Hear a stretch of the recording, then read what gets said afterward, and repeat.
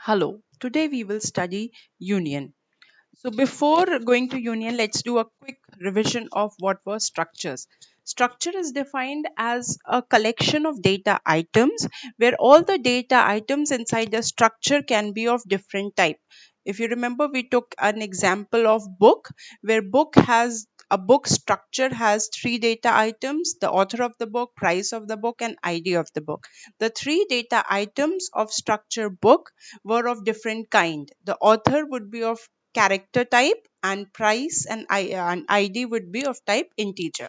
So similarly, a union is a collection of data items where all the data items inside a union can be of different data types.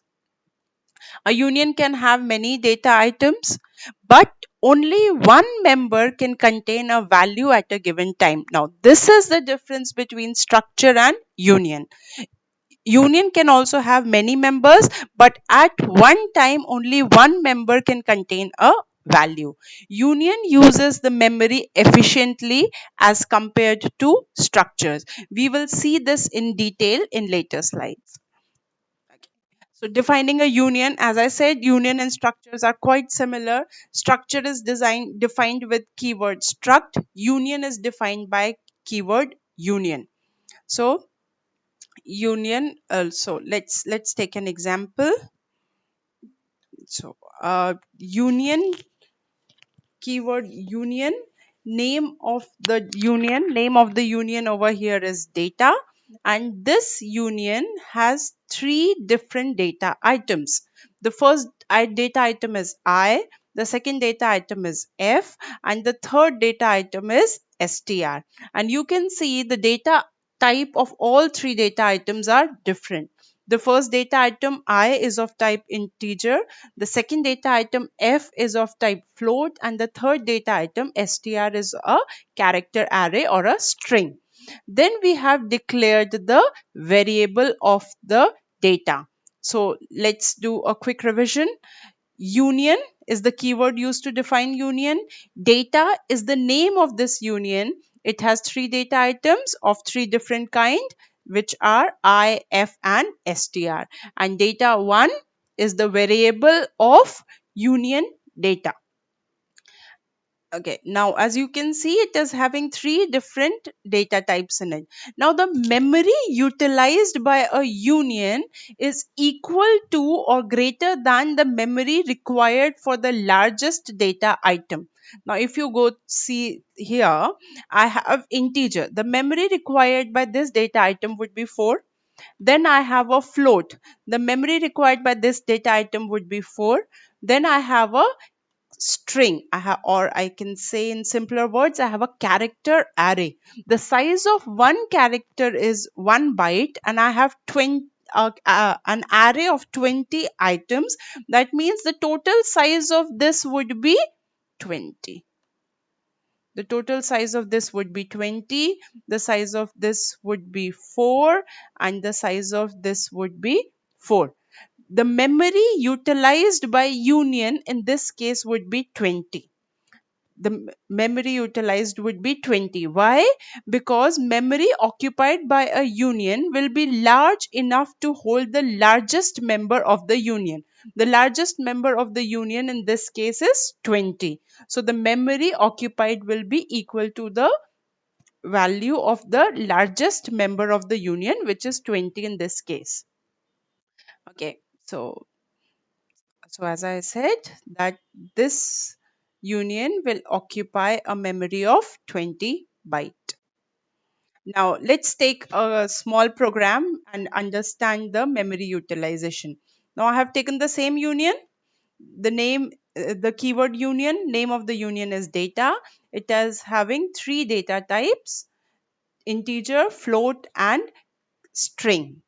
Now inside main I have declared the variable of union data.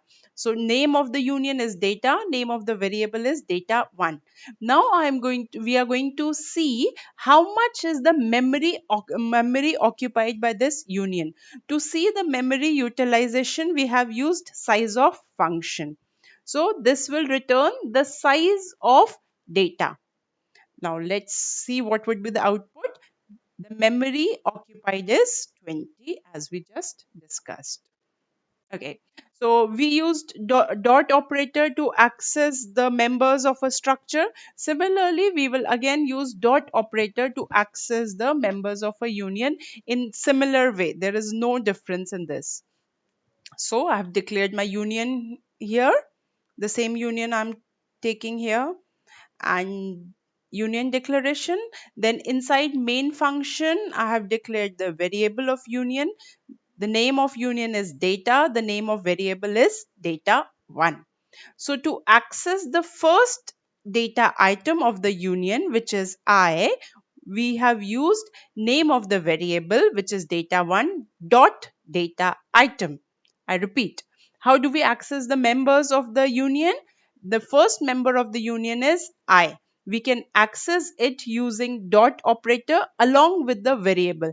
The variable of my union data is data1. So to access the data member, I have used the name of the variable dot the data member, which is I. So we have assigned it a value equal to 10. Similarly, we take the second data item, which is F.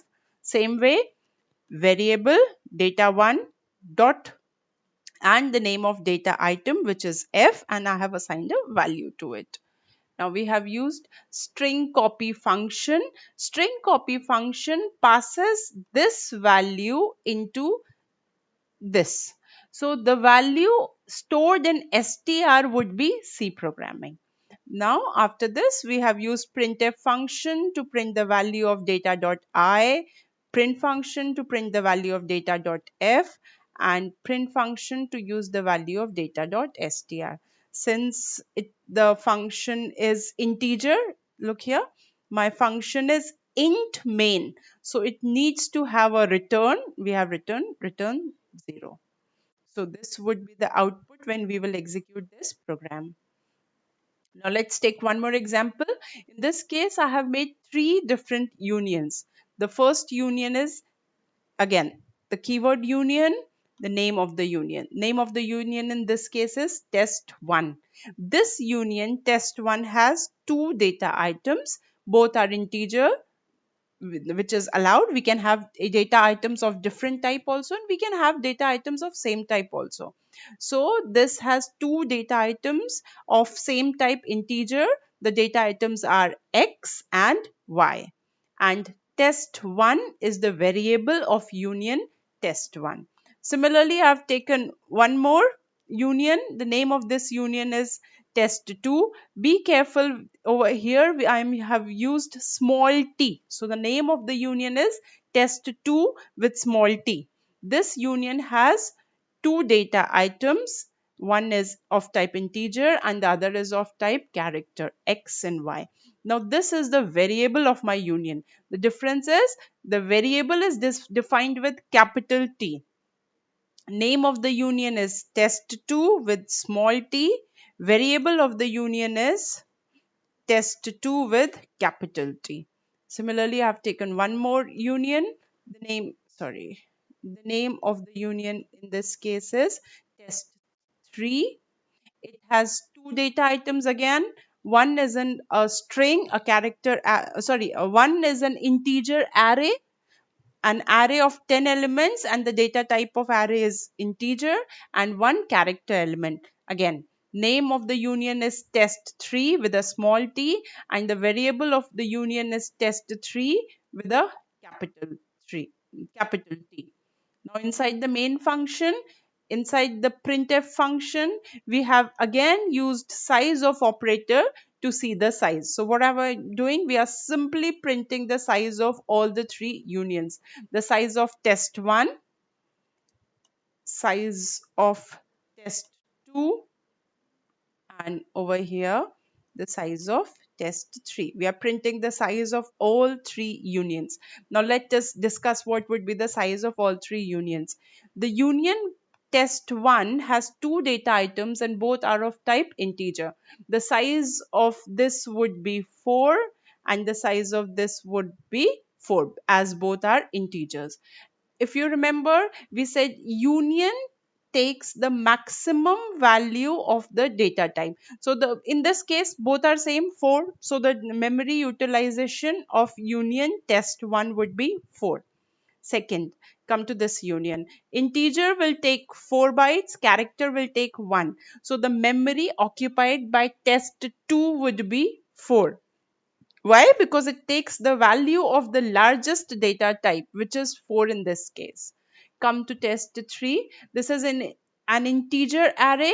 One integer will take 4 bytes. There are 4 in the there are 10 values. So the total memory occupied would be 40 in this case. And for a character, it is 1. So the total memory utilization of test 3 would be 40. Why? Because it takes the larger value, which is 40 in this case.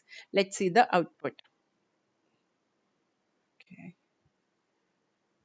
Okay. So as we said, test 1 size is 4 because it had 2 integers. So the maximum value or the larger value was 4 only. Test 2 will take size 4. It had 1 integer and 1 character. Character took place of 1 byte. Integer took 4 bytes. So the value memory occupied would be 4 byte. And for test 3, it is 40. Now let's see the difference between structure and union. Over here, I have defined a structure. Name of the structure is ABC. It is having two data items. One is character X and another is float Y. And I have made one variable. Name of the variable is obj1. Similarly, on the same pattern, I have declared one union. Name of the union is again ABC. It is having same two data items, one character and one float, and the variable is obj1. Okay. So the memory utilized by a structure would be 5 byte. Why 5 byte? Because one character will take 1 byte and one float will take 4 byte. The memory utilized by a structure is always equal to the total memory required by all the data items. For character it would be 1, for float it would be 4, so it makes a total memory utilization of 5 bytes. While in union the memory utilized is the larger of all the data items. So in this case, character will take 1 byte, float will take 4 bytes. The memory utilized will by the union would be 4 byte, the larger value among these two. So what is the difference between a structure and a union? The memory utilization of a structure is more and a union is less. Union efficiently utilizes the memory as compared to a structure. Okay, now this is a very important question from exam point of view. Difference between structure and union. Structure uses keyword struct, union uses keyword union. The difference in memory utilization we had just discussed. In structure, the memory utilized is greater than or equal to the sum of the size of its members. While in union, the memory utilization is equal to the size of largest member. Union does a better utilization of memory as compared to structure. Altering the value of a member will not affect the value of other members in case of structure, while altering the value of one member will alter the other member's value also in case of union.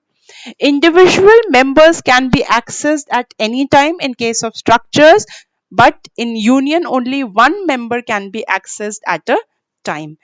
In structures, several members of structure can be initialized at once, while in unions, only the first member of union can be initialized at one point of time. Okay. Now the similarity between structure and union, we have already seen there are a lot of similarities between structure and union. Both are user defined data types, both are collection of data items, both allow different type of data items to be clubbed together, and both use dot operator for assessing the members. Both use dot operators. Okay. And a structure and union can be passed by a value to the function. We have seen this in structures case. A structure and a union both can be passed to a function as a pass by value. Okay. Both structure and union uses only two assignments, equal to and size of operator. So in this video we have seen union. Thank you. Thanks for watching.